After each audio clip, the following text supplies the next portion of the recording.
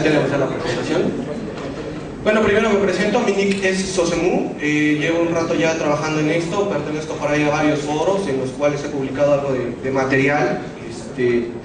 Les voy a hablar algo sobre la clonación de sesiones. Esta técnica ya tiene unos añitos, más o menos por ahí en la red, tendrá unos 3 años. Yo considero que realmente mucha gente hasta ahorita no le ha dado así como que gran importancia. ¿Por qué? Porque no terminamos a lo mejor de ver realmente cuál es el potencial real de esta aplicación, bueno, de este tipo de ataques. Este tipo de ataques, vamos a ver ahorita la definición. Ok, ahí lo tenemos. Tenemos lo que es el sidejacking, nos dice que es una forma de secuestro de sesiones, mediante las cookies, pero aquí, a diferencia de otro tipo de ataques, a la hora de que se apodera de estas cookies, lo hace de una forma no invasiva. Por ahí tenemos los ataques, por ejemplo el XSS. Un ataque XSS nos permite apoderarnos de unas cookies mediante que nosotros le enviemos por ahí a lo mejor un enlace en este caso a nuestra víctima, o podríamos ocupar también algo que se llama CRFS, Request for Read, también para poder apoderarnos de sus cookies, ¿no? Que es lo que muchos servidores hacen. Pero en este caso esta técnica no es invasiva.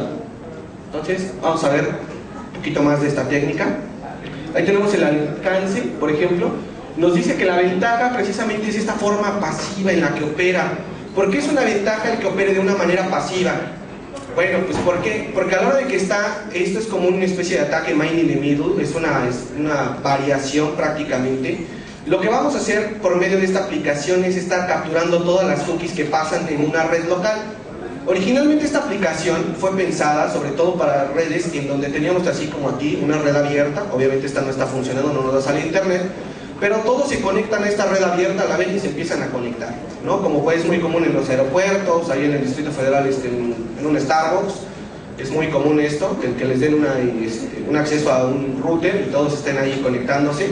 Entonces de esa manera todos los paquetes aquí en la parte inalámbrica de estos routers, el router en esa parte inalámbrica actúa como un hub, entonces repite de alguna manera todo lo que transmite por la parte inalámbrica. De esta manera no se necesita realmente poner una tarjeta en modo promiscuo, como a lo mejor para la intrusión a una red, que necesitamos configurar nuestra tarjeta en modo promiscuo. Aquí no es realmente necesario y por eso se puede hacer de esa manera. Bueno, otra de las ventajas es que debido a que es un modo pasivo en el que actúa, nos permite realizar ataques en tiempo real.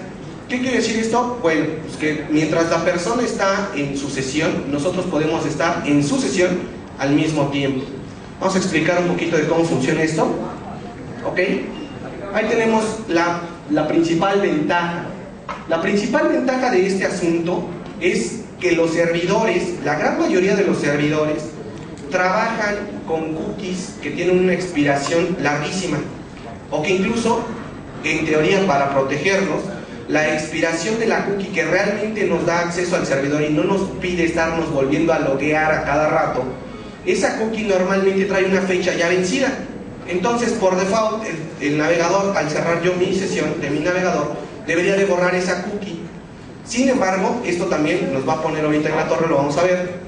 ¿Por qué? Porque si la persona en determinado momento cierra la sesión y esa sesión ya está caduca en teoría, pero nosotros tenemos esa cookie, vamos a poder ingresar cuantas veces quieran, aun y cuando el usuario en este caso cambie la contraseña y nos ponga una contraseña super chorera de 25, 50 caracteres, no importa, vamos a poder seguir entrando a su sesión siempre que nos dé la gana.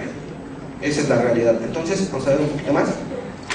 Ok, las limitaciones, porque si no todo es miel sobre hojuelas, en este caso, tenemos que su falta de, digamos, de eficiencia, llamémoslo así, de eficiencia, contra lo que es el SSL. ¿Por qué? Porque se supone que debería de ir la sesión encriptada y todo, como hemos visto, más o menos hasta ahorita ya se ha explicado algo acerca de esto, del SSL, que en este caso, bueno, alguien nos da un certificado, en este caso lo que hace es agarrar todo nuestro tráfico, convertirlo, encriptarlo y demás, pero no esto no es del todo cierto en todos los casos. De hecho, yo les puedo asegurar que en muchos casos me he encontrado que en un servidor HTTP, como en un servidor, bueno, en la parte HTTPS, la cookie que nos da acceso al servidor es exactamente la misma. Entonces, esa parte de la seguridad realmente no es del todo cierta, de que sea una limitante por ahí. Y vamos a ver, en este caso, que aunque este escáner, bueno, esta utilería se llaman Hamster y Ferret, son dos utilidades diferentes. Por una parte tenemos a Hamster.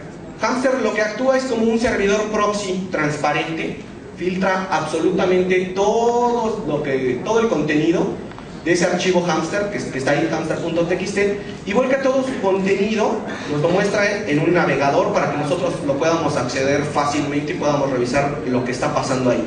Por otra parte, Ferret es un sniffer que actúa de manera pasiva, capturando todas las cookies y precisamente volcando todo ese contenido, específicamente de las cookies, lo está volcando a ese archivo hamster.txt. ¿Hasta aquí tenemos alguna duda? ¿Algo? Vale, me sigo. Ok, aquí tenemos evolución. Ya actualmente ya se trabaja con la versión 2.0 del programa. Esta versión tiene una gran ventaja respecto a la anterior. También ya nos permite generar un archivo .pk para los que han trabajado con Wireshark. Ahí se vuelca todo el contenido en ese tipo de archivos, se vuelca todo el contenido de la red.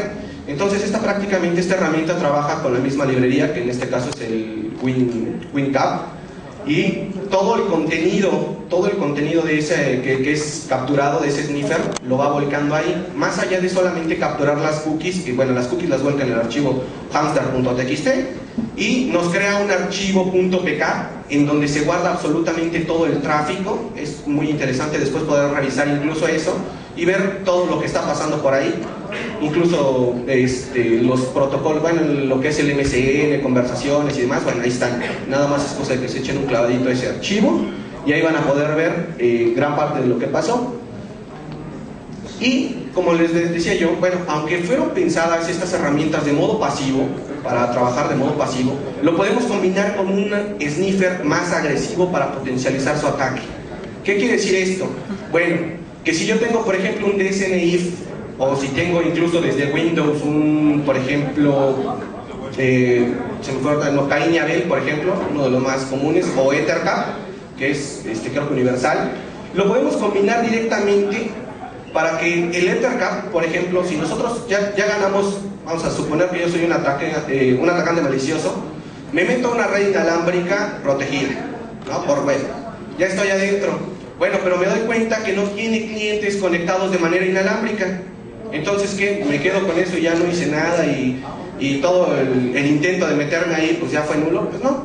La idea es precisamente combinarla con alguna herramienta, en este caso, que trabaje y con spoofing prácticamente, y hacer que todo ese contenido de la red que sí está cableado, de la parte cableada, nos lo redirija. ¿Para qué? Para que nosotros podamos capturar, en este caso, ahora sí, todas las sesiones de la parte cableada, más allá de la parte únicamente inalámbrica. Y esa es una forma. Ok, ahí tenemos algo acerca de lo que son las cookies, ¿no? Las famosas cookies, algo de información. Fueron inventadas por ahí de los 90, 94, 95, si no mal tengo el dato en la mente. Lo que hace prácticamente es guardar segmentos de información de lo que es, en este caso, nuestro servidor.